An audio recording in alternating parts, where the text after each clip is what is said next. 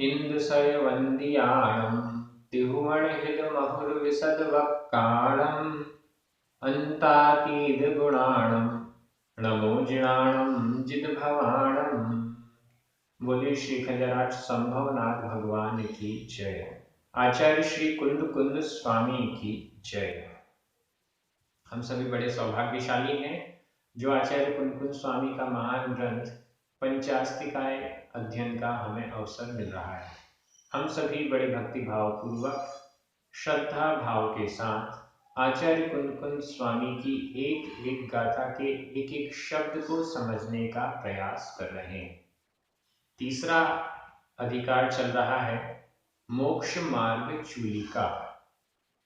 मोक्ष मार्ग के विषय में वर्णन प्रारंभ हो चुका है। आज हम दो गाथाओं का अध्ययन करेंगे, क्रमशः गाथा क्रमांक 155 एवं 156। ये दोनों गाथाएं स्व समय और पर समय इसका वर्णन कर रही हैं। मोक्ष मार्ग अधिकार की चूलिका में स्व समय और पर समय का यह वर्णन बहुत महत्वपूर्ण है। कौन स्व समय वाला है और कौन स्व समय नहीं है, पर समय वाला है, ये हमें समझ में आएगा इन दोनों गाथाओं में। चलिए प्रारंभ करते हैं। गाथा क्रमांक 155। उच्चारण। जीवो जीवो सहावनियदो सहावनियदो अणियद गुण पज्जवो अणियद गुण पज्जवो य परसमवो परसमवो जदि कुणदि कुणदि सगम समयम समयम पब्भस्सदि पब्भस्सदि आधा ब भ आधा सा पूरा सा पब्भस्सदि कम्म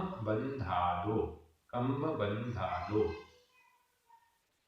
जीवो सहावनियदो जीवो सहावनियदो अनियद गुणपज्जो य परसमो अनियद गुणपज्जो य परसमो जदि कुणदि सगम समयम जदि कुणदि सगम समयम पब्भस्सदि कम्म बंधादो पब्भस्सदि कम्म बंधादो। गाथा बहुत अच्छी है और बहुत सरल भी है। पर समो पर समय, ये शब्द तो आपको मिल गया। पर समय कौन होता है आगे की इन दोनों गाथाओं में और फिर आगे और भी कुछ गाथाओं में समझ में आएगा। और पर समय का एक और शब्द यहाँ नामांतर दिया जाएगा जो कि अगली गाथा में अगले वीडियो में आएगा। वो सुनकर तो आपको बड़ा आनंद आने वाला है। देखिएगा, जीवो सहावनियदो जीवो जीव सहावनियदो स्वभाव नियत नियत है स्वभाव जिसका, निश्चित है स्वभाव जिसका, ऐसा जीवो जीव होता है। निश्चय की दृष्टि से नियत स्वभाव वाला जीव होता है। कैसा है वह नियत स्वभाव? शुद्ध स्वभाव वाला, शुद्ध ज्ञान, शुद्ध दर्शन ही जिसका नियत निश्चित हमेशा रहने वाला ऐसा स्वभाव जिसका है, वह जीव निश्चय की दृष्टि से होता है। लेकिन अनादिकाल से क्या चलता आ रहा है? अनियत गुण पज्जो य, और लेकिन वह जिसका स्वभाव नियत है, वह नियत स्वभाव वाला होता हुआ भी जीव कैसा है? अनियत गुणपज्जो, गुण और पर्यायों की अपेक्षा से अनियत है। अनादिकाल से अनियत अनिश्चित गुण और पर्याय वाला बना हुआ है। इस अनियत गुण और पर्याय वाले जीव को परसमो पर समय कहा गया है। जिसका स्वभाव नियत है लेकिन गुण और पर्यायों में अशुद्ध परिणमन होने के कारण जिसमें अनियतपना है वह परसमओ, पर समय ऐसा कहा गया है। अनादिकाल से जीव स्वभाव की दृष्टि से, निश्चय की दृष्टि से तो नियत स्वभाव वाला है, निश्चित स्वभाव वाला है, लेकिन गुण और पर्यायों की अपेक्षा से अनियत, अनिश्चितपना है। कभी कोई पर्याय, कभी कोई पर्याय, यह संसारी अवस्था में चल रही है, इसलिए परसमओ, पर समय है। पर समय क्या होता है इसकी व्याख्या आगे आएगी, इसलिए अभी नहीं कर रहा हूं। पर समय है, यह पर समय वाला जीव यदि यदि यदि यदि कुणदी करता है, यदि कुणदी, यदि कुणदी करता है, क्या करता है? सगम समयम, सगम स्व, समयम समय, स्व समय यदि करता है। पर समय वाला यह जीव यदि स्व समय करता है, स्पष्ट है ना? अनादिकाल से कैसा है? पर समय है। अनादिकाल से कोई जीव स्व समय वाला तो नहीं है, सब पर समय वाले हैं संसारी जीव। ये पर समय वाला जीव यदि सग समयम पुनदी, स्व समय को करता है, अपने समय में लीन हो जाता है, अपनी शुद्धात्मा में लीन हो जाता है, अपने में ही लीन हो जाता है, पर द्रव्यों के प्रति अपनी दृष्टि को हटा लेता है, पर द्रव्यों के प्रति राग द्वेष से दूर हो जाता है, स्व समय हो जाता है, तो क्या होगा? पभस्सदी, पभस्सदी, भ्रष्ट कर देता है, भ्रष्ट कर देता है, अच्छी प्रकार से भ्रष्ट कर देता है, अच्छी प्रकार से नष्ट कर देता है। किसको? कम्म बंधादो, अच्छी प्रकार से भ्रष्ट हो जाता है, कम्म बंधादो, कर्म बंध से, कर्मों के बंधन से अच्छी प्रकार से भ्रष्ट हो जाता है। भ्रष्ट हो जाता मतलब अच्छी प्रकार से उन कर्म बंधों से छूट जाता है। बहुत सिंपल है। अनादिकाल से यह जीव भले नियत स्वभाव वाला हो, लेकिन गुण और पर्यायों के अशुद्ध परिणमन के कारण अनियत, अनिश्चित है, और इसीलिए वह पर समय है। अब यह पर समय वाला जीव यदि सगम समयम कुणदी, स्व समय को करता है, अपने समय में, अपनी स्व शुद्धात्मा में लीन हो जाता है, राग द्वेष से रहित हो जाता है, तो कम्म बंधादो, कर्म बंध से पभ्रसति, प्रभ्रष्ट होता है, उससे छूटता है, अच्छी प्रकार से कर्म बंध से छूट जाता है। एकदम सिंपल अर्थ हुआ। अनादिकाल से पर समय है, स्व समय हो जाएंगे तो कर्म बंधन से भी छूट जाते हैं। ठीक है, अब अगली गाथा में चले, पर समय क्या होता है वो समझेंगे। इस गाथा का अर्थ क्लियर हो गया। व्याकरण की दृष्टि से देखते हैं। कम्म बंधादो पंचमी विभक्ति का एक वचन है। पभस्सदी वर्तमान काल अन्य पुरुष एक वचन का क्रिया रूप है। कुणदी यह भी वर्तमान काल अन्य पुरुष एक वचन का क्रिया रूप है। जीवो सहावनियदो अनियद पज्जवो परसमो, ये सभी प्रथमा विभक्ति के एक वचन है। सगम समयम यह द्वितीया विभक्ति का एक वचन है। अब हम अगली गाथा में चलते हैं। गाथा क्रमांक 156, उच्चारण। जो परदव्वम ही, परदव्वम ही, अधमा हमें छोटी की मात्रा, परदव्वम ही, सुहम असुहम, रायेण रायेण, कुणति कुणति, जति भावम, सो सग चरित भट्ठो, सग चरित भट्ठो, पर चरीय चरो, पर चरीय चरो, हवदि जीवो जीवो।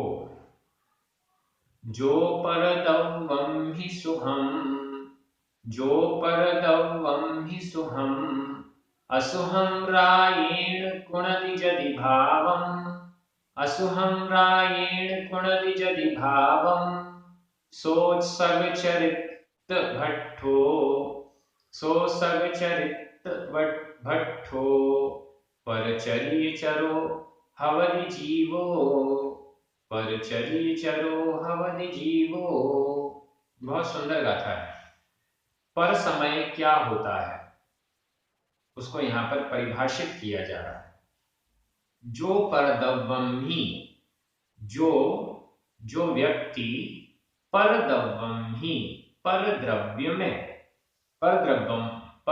में जो भी व्यक्ति परदव्वम ही पर द्रव्य में सुहम असुहम शुभ शुभ असुहम अशुभ नीचे लास्ट में लिखा है भावम भाव को कुणदी करता है। जो परदव्वमी पर द्रव्य में रायेण राग के कारण रायण शब्द को पहले लगा लीजिए। रायेण राग के कारण पर द्रव्य पर राग के कारण सुहम असुहम भावम कुणदी शुभ और अशुभ भाव को करता है। यदि यदि यदि को सबसे पहले लगा दीजिए।